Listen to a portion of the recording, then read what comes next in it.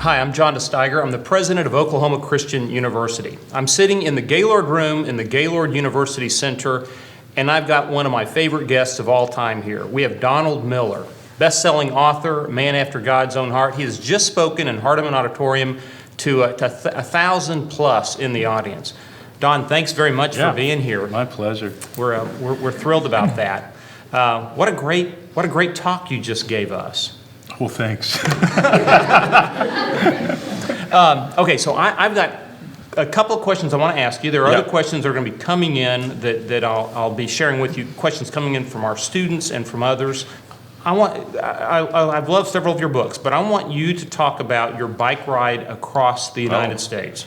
Yeah, it was very long. It's a very big country. It's a much bigger country than I thought. Yeah, it was one of those romantic notions that I had. I always want to do it. Maybe about 4 hours into it, I wanted to turn back, and I was kind of done. But 7 weeks later, we actually made it across the country and rode into the Atlantic Ocean, and it was unbelievable. It was a bonding experience for those of us who went. It was a mind-cleansing experience because all I could think about for about 10 or 12 hours a day was pedaling this bicycle, which is not my nature. It was a faith-building experience in the sense that there weren't very many days that I thought I could finish and yet finished all of them. So one of the ways that people establish confidence, I think, is just by doing something they didn't think they could do. And so it was really a terrific experience. So in your book, A Million Miles in 1,000 Years, you also kind of chronicle climbing to the top of Machu Picchu. Well, Machu Picchu is actually down in a valley, but we climbed over Dead Woman's Pass, which a lot of people have done. I think it's at 14,000 something, and then climbed all the way down into the valley. It's a high valley where Machu Picchu is, and that was actually harder than the bike ride, believe it or not. But another adventure was how you met Bob Gough. Yes. How exactly did that happen? I was kayaking. I'm starting to sound like some sort of Indiana Jones. I promise you, I watch a lot of television. But we were kayaking about 50 miles from the nearest shore up in British Columbia, up an inlet called the Jervis Inlet. There's a Young Life camp up there that gets their electricity off of a waterfall, and this guy Bob had grown up going to that Young Life camp, and he ended up becoming a successful lawyer and buying the 2,500 acres around the camp to preserve the trees, and built his own lodge up there. And at the time, I just thought he was some eccentric lawyer. He's now one of my best friends in this world, and we talk pretty often. But that trip is how I met Bob. Okay. Question has been sent in. Do you believe that people can ever find a true meaning or purpose without specifically choosing to search for it? Does it happen accidentally? Yes. Yeah, it does. That's not where I thought the question was going. I thought this question was outside of Christ, which is another fascinating question. But this is Viktor Frankl's theory. But his theory is that meaning is existential, that it's experiential.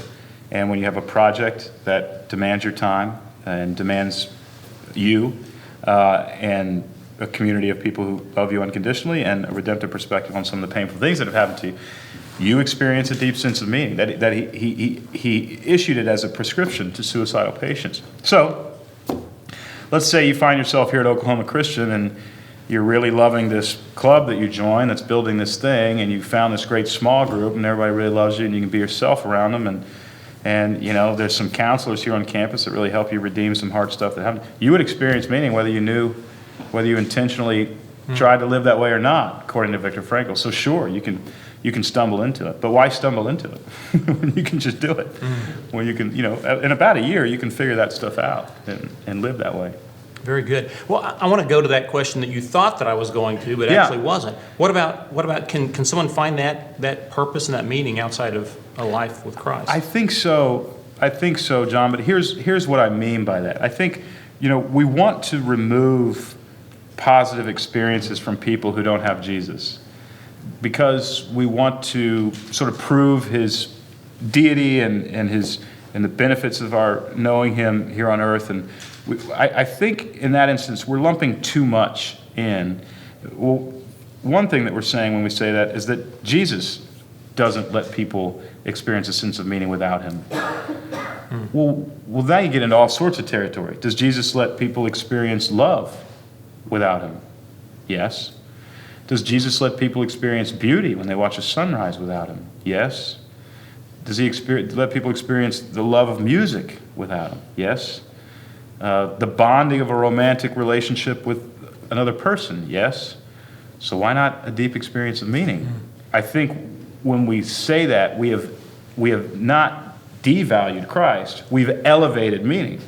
Meaning is not that big of a deal. Reconciliation with the Father is the big deal. But an experience of meaning is essentially, the way I'm talking about it, is not some deep spiritual thing. It's just mental health. It's just a sense of wholeness. And I don't see Jesus withholding that from anyone, which is due to his grace and kindness, right? Right. Very good. You talked about your company a little bit, the Storyline Conference business. Talk about that just a bit. So I studied story for years and became obsessed with it. And, most of the books that I buy are about the philosophy of narrative. And so it became a fascinating tool. And then coupling that with Viktor Frankl's work was able to create a life plan based on the elements of story so that you could actually live a better story. And it's just these 11 modules that you fill out, and when you're done, you kind of have an organized way of looking at your life. And that became Storyline, and Storyline then became a conference where people would come to do their life plan. And then we had a video course that you could do your life plan online that Shauna Niequist joined me in doing.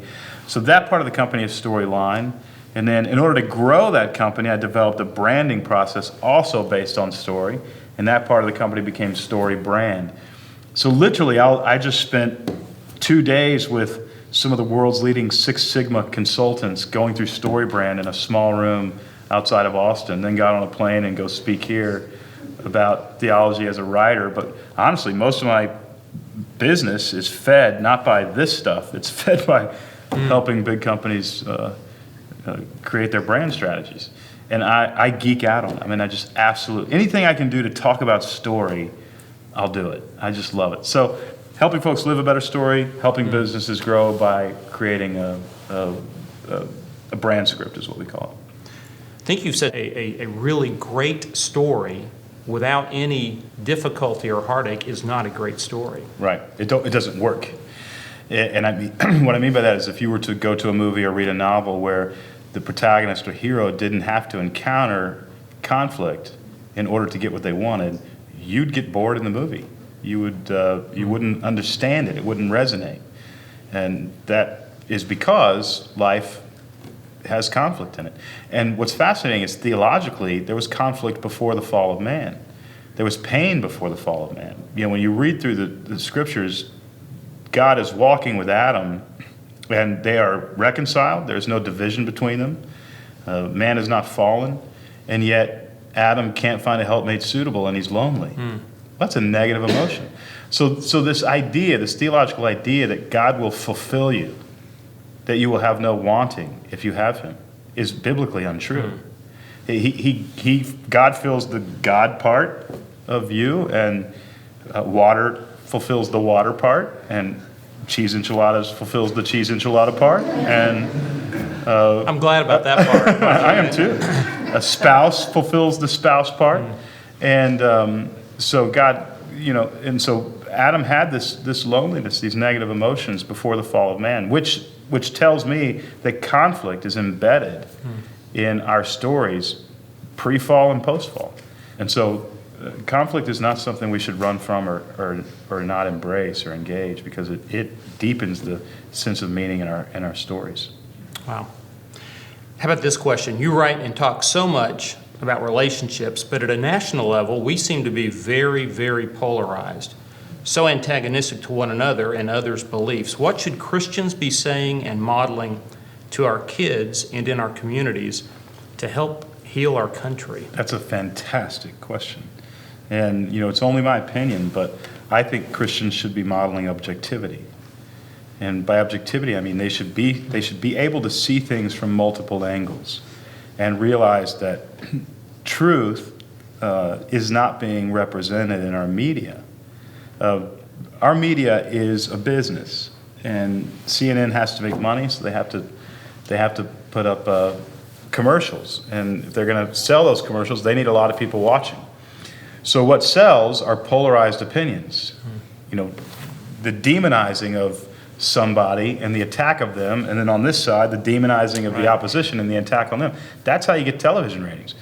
So when America watches the television and thinks that's a reflection of truth, you're dead wrong. That's not a reflection of truth at all. And so when we look at issues like Ferguson, or we look at issues like Democrats and Republicans, we have to understand that the media is going to find an angle on these stories, grossly exaggerate what's happening there, and in order to boost ratings, and that's going to polarize us. I've been to the Republican White House under Bush, and I've spent a lot of time in the Obama White House, and I went to the Republican National Convention, and I prayed at the Democratic National Convention. You know, those guys have about 4% of their beliefs that are different. All the rest is the same. But they have to talk about that 4% and act like this is the thing that's going to kill our country, or they're not going to stand out and get elected. And I think it would be very difficult, but I would love for Christians to be so respectful of truth that we would step in and say, actually, you know, that's not true about that guy. He shouldn't be demonized. A sophomore texts in and says, we live in a very individualistic nation. I mean, our model really is the Marlboro Man, you know, the rugged individual on his own succeeding. So how can we, in that context, really create these supportive communities, this Christian community that you speak of, where people are vulnerable and open and encouraging and strengthening? Is it easy? Is it not so easy? No, it's not easy. I mean, it takes time, but I think especially at the age of students that you're interacting with, there's this conversion that happens at this age where you lived in your parents' house and they told you how to think and live and all that kind of stuff. You were basically a consumer. And I think at this age, you hopefully convert from consumer to creator. That I'm not here, life isn't a menu of options for me. It's a grocery store and I'll make whatever I want. So in looking for community, I'm not looking for a church that has the right community or a small group that has the right community. I mean, I can do that, that's fine. What I'm going to do is I'm going to create my community. I'm going to make it happen. I'm going to pick friends, and those friends are going to be good people who I can trust and who are, as Henry Cloud would say, safe people. I'm going to find some sort of model that I can meet with them, maybe start a group in my dorm room that meets once a week, or a Frisbee golf club, or whatever you want to do. But you build it, and you're very intentional about it, and you drive it. You drive it based on the values that you pre-decided you were going to live by. I think those are the kinds of things that I would love for all good people to have those tools, because they would create a better world.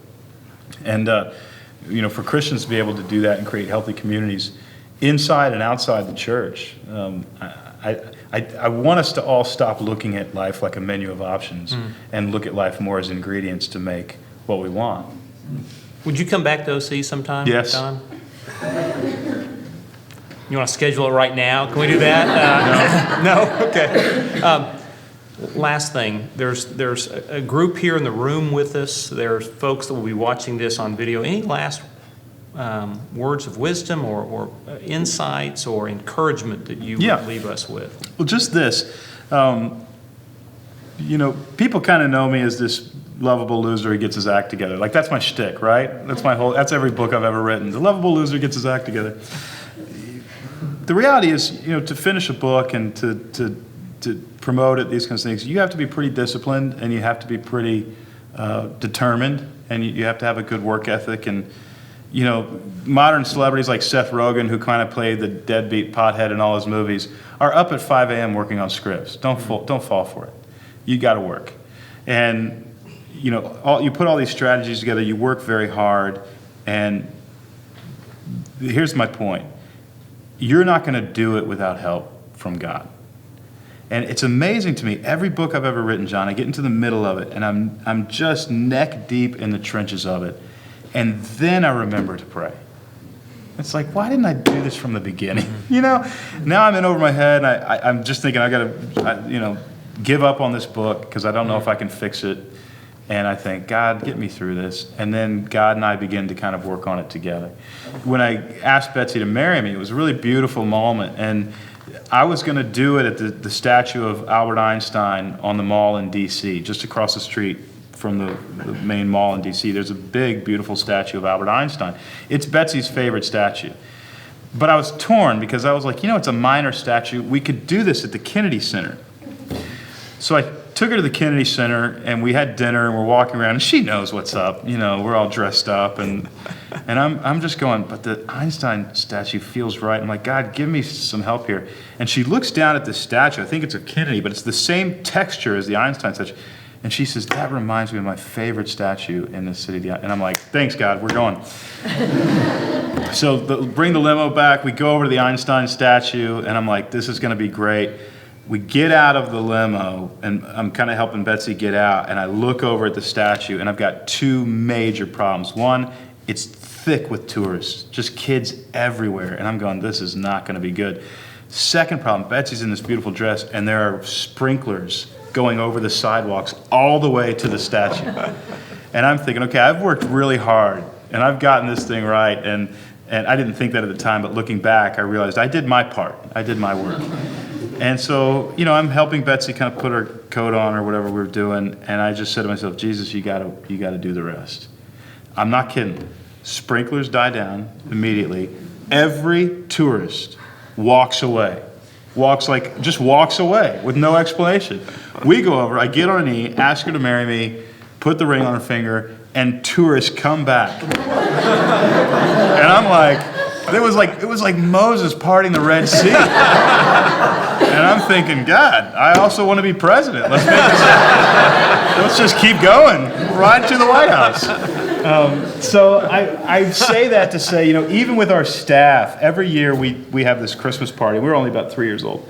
Every year we have this Christmas party, and my favorite thing that we do at the Christmas party, we go through all of our accomplishments. We doubled revenue for the last 3 years running, and we will more than double this year. That's phenomenal growth. And it's because of this incredible group. And it would be very easy for us to go, oh, we're so skilled, and but we do this thing where we talk about all the growth, and then we actually talk about all the places that year where we saw Jesus show up and we just couldn't have done it without him. And it's our way of reminding ourselves, you're good, but you're not that good.